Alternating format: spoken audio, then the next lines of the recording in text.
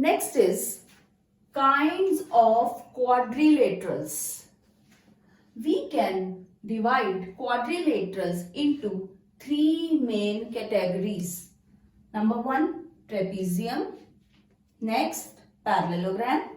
And the third one is kite. Now further, parallelogram.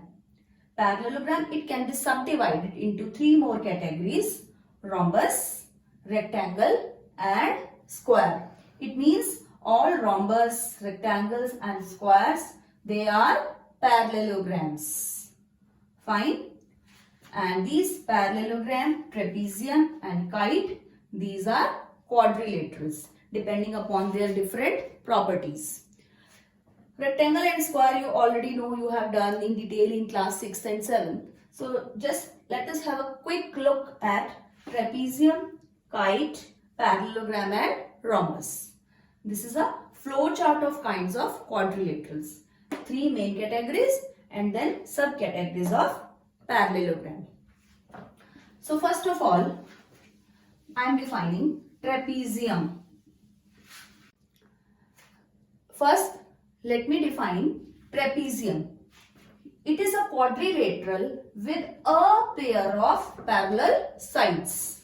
It means in trapezium it is sufficient only that a pair of parallel sides.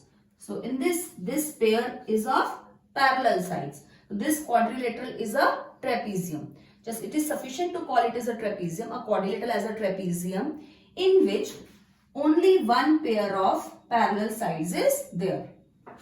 But if I will draw a quadrilateral in such a way that both pair of opposite sides are parallel, then that will become a parallelogram. So in parallelogram, both pair of opposite sides are parallel,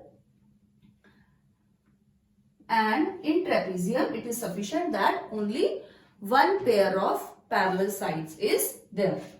So in parallelogram, the necessary condition is that both the pair of opposite sides are equal and parallel. You have already done the proofs of these properties.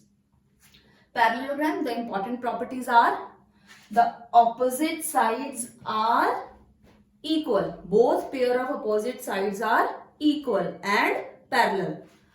Both pair of opposite angles are equal. Third property, the diagonals bisect each other. The diagonals bisect each other. And the fourth property is the adjacent angles are supplementary.